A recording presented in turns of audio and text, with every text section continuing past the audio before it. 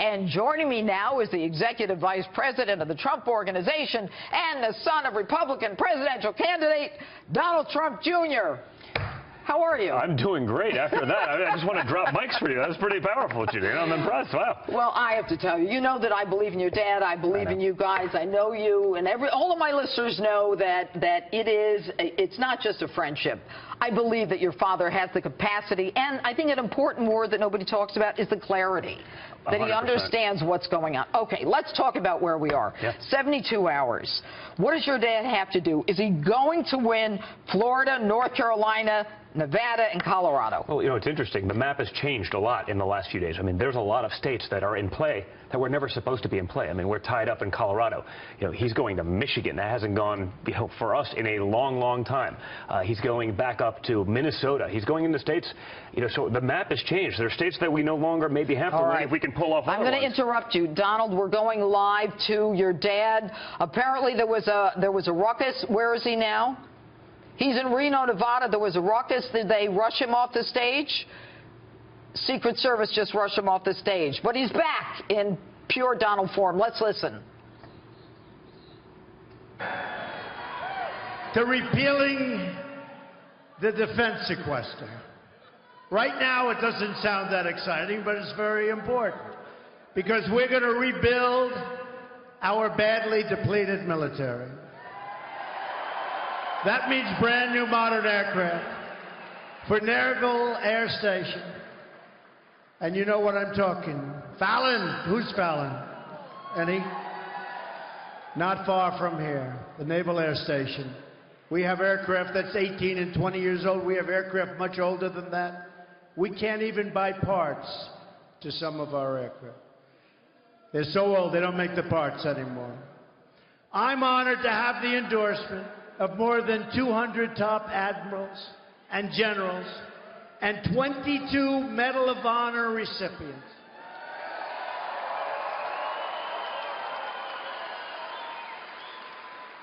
Now see those Medal of Honor recipients? What we're hearing now is that some people were taken out of that forum by the Secret Service, and your father was rushed off, and he's back on the stage and back to message within moments. That's what he is. Listen. Oh, look, there he is being rushed off. But he is safe, as you can see a moment ago, and back on the stage, back on message. All right. So, all right, your reaction to that, Donald? Well, listen, you know, it's interesting. You see it. That's the tolerant left, right?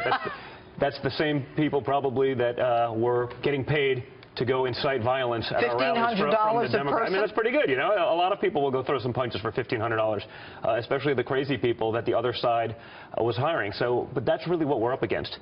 You know, if this was candidate to candidate, policy to policy, track record to track record, this would have been over a long time again. But we're up against a very corrupt, very big machine. These are power players. This is how they've gotten rich. The Clintons are worth up to $250 million. Doing what?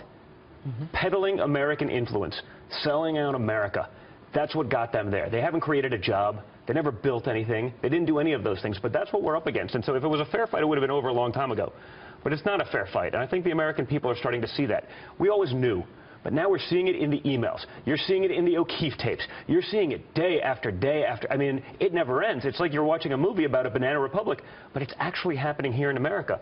And I think the American people are sick of it.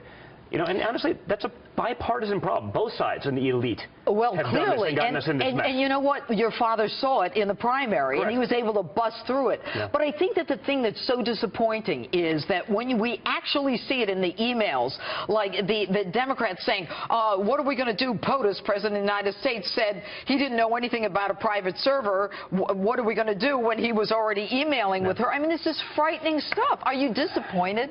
I'm actually, listen, it's hard not to be, all right? I'm an American. I'm a patriot. I believe in what they're doing. And we are literally running up against the most corrupt candidate in the history of the presidency.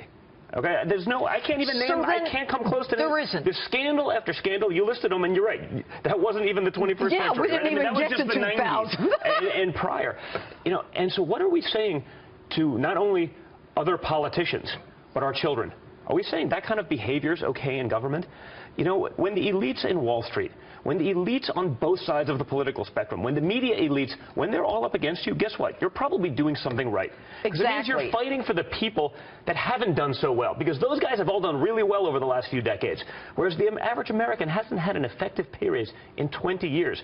My father's willing to take on that system. He's willing to step away from a pretty good life. Yeah. You've seen it. He could do whatever he wants. He doesn't need to do this. He doesn't need to do this. You know, and I get criticized for saying that, but he wants to do it because he wants to ensure that our kids and grandkids have the opportunity to live the American dream. I want to get into more questions. Why is Obama so invested in Hillary winning? And I don't want to hear, oh, his legacy. No, he's already got a legacy. Well, listen, everyone knows that they don't like each other. I mean, I can't figure it out. Presumably because they want to, impose some sort of different rule of law in America. I mean, these are not people that believe in the Constitution. These are law and order, or the military. You see Hillary talking about, the Supreme Court justices she wants to put in. She disagrees with the Heller decision that people could have a firearm in their home to protect themselves.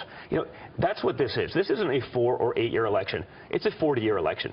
You lose this, you lose the court, you lose all those decisions, you plant those liberal activist judges there, and you have a very different America. You have a very different America for our kids to grow up in, and it's not one that you can recover, because once that mentality and sort of that, everything, government's always there to do something, and government has to be in every aspect of your life.